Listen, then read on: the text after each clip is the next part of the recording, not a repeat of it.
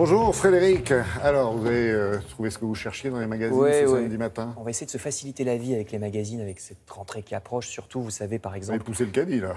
Non, alors au contraire, vous allez voir, c'est l'inverse. C'est l'inverse. Vous savez qu'on doit rapporter nos ampoules et nos petits appareils électroménagers dans les magasins pour qu'ils soient recyclés. Vous savez qu'on ne doit pas trop acheter de nourriture pour ne pas l'acheter ensuite.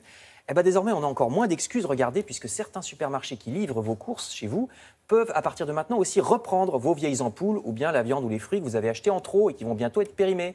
Le livreur se charge lui-même de mettre au recyclage ou bien la nourriture au Resto du Cœur, par exemple. Alors pour l'instant, c'est Monoprix qui fait ça, vous voyez, dans le magazine Pleine Vie qui nous en parle. Espérons que les autres marques s'y mettent à leur tour. Il y a comme ça pas mal de choses qu'on peut faire depuis chez soi pour l'écologie. D'autres sont assez inattendues, par exemple. Est-ce que vous savez qu'on devrait aussi nettoyer nos boîtes mail pour faire du bien à l'environnement? Et oui, regardez, c'est la couverture du magazine Socialterre qui se demande si Internet va détruire la planète parce qu'on n'y pense pas. Mais chaque fois qu'on envoie un mail, ça paraît neutre, mais ça fait tourner des serveurs informatiques, des banques de données qui sont peut-être à l'autre bout du monde. On ne le voit pas, mais ça consomme beaucoup d'électricité. Internet consommerait 7% d'électricité mondiale selon Greenpeace. Autrement dit, si Internet était un pays, vous voyez, ce serait le troisième pire gaspilleur d'énergie après la Chine et les USA. Alors quoi faire? Déjà, ne changeons pas nos appareils quand ils ne sont pas encore foutus. N'achetons pas 1001 gadgets qu'on utilisera assez peu, des gadgets connectés qui consomment aussi beaucoup de choses. Je vous ai parlé cette semaine, hier, des smartphones. Vous savez qu'on renouvelle trop souvent, mais n'achetons pas non plus. C'est valable pour le reste. Une télé encore plus haute définition que l'ancienne, alors qu'on voit à peine la différence à l'œil nu. Rien que la fabrication d'un ordinateur, par exemple, ça nécessite une vingtaine de kilos de produits chimiques très polluants pendant la fabrication. Et dans notre boîte mail, que ce soit à la maison ou au bureau, il y a des choses à faire. Il faut par exemple supprimer les mails quand on les a lus et qu'on n'en a plus besoin. Parce que si on les garde, si on les stocke, ça fait aussi tourner des serveurs.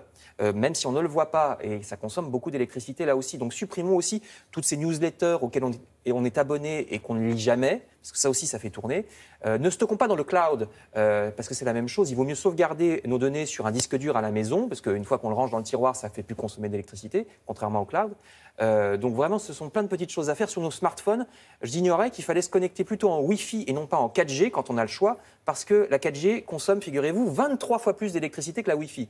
Il faut le savoir. C'est pour ça que Socialterre nous en parle, de même que, bien sûr, laisser nos appareils en veille, ça c'est un petit peu plus connu. Il ne faut pas le faire, il faut les éteindre complètement. Je vous renvoie à ce très intéressant dossier dans le magazine Socialterre. D'autant plus que les écrans nous abîment les yeux, hein, n'oublions pas ça non plus. Eh ben oui, hein. Que de bonnes nouvelles, Frédéric. On n'a qu'à faire du macramé ou de la cuisine. Le magazine Serengo nous rappelle, non mais il y a des choses à faire, il y a des choses à faire, c'est pour ça que je vous en parle.